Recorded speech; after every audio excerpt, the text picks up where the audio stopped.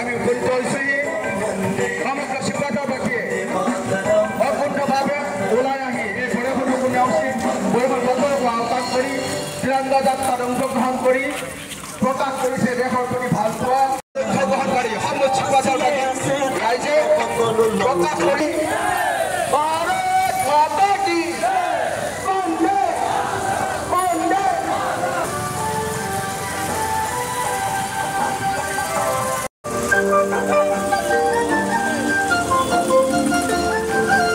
বিনম্ৰভাৱে আমি অনুৰোধ জনাইছোঁ আমি যেন শৃংখলাবদ্ধতা আমি প্ৰদৰ্শন কৰোঁ।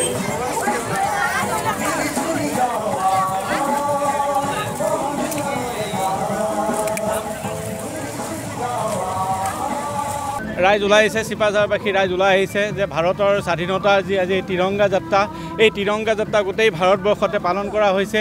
অসমতো সকলো আমাৰ চিপাঝাৰ মণ্ডলৰ উদ্যোগতো এই যাত্ৰা আৰম্ভ হৈছে। ইয়াত সকলো ছাত্ৰ ছাত্ৰী, যুৱক যুৱতী, সকলো জাতীয় সংগঠন সকলো ওলাই আহিছে যে ভাৰতে যে 200 বছৰীয়া ব্ৰিটিছৰ ৰাজত্বৰ পৰা 1947 চনৰ 15 আগষ্টত যি স্বাধীনতা লাভ কৰিছিল আৰু তাৰপিছত ভাৰতৰ যিটো উন্নয়ন যাত্ৰা সকলোৱে যিটো স্বাধীনভাৱ অনুভৱ কৰিছে তাৰ ওলাই আহিছে। সমস্বৰে স্বতঃস্ফূৰ্তভাৱে ৰাইজে ওলাই আহিছে। এয়া ভাৰতৰ স্বাধীনতাৰ মানুহে আজি সোৱাদ এতিয়া মানুহে ল'বলৈ আৰম্ভ কৰিছে। মাজতে অসমত এনেকুৱা পৰিস্থিতি হৈছিল যে স্বাধীনতা দিৱস বুলি ক'লে অসম বন্ধ হয়। এনেকুৱা অসম বন্ধৰ এই পৰিৱেশত আমাৰ স্বাধীনতা দিৱস কি আমাৰ অসমৰ এটা চামে যুৱক যুৱতীয়ে গমেই নাপালে।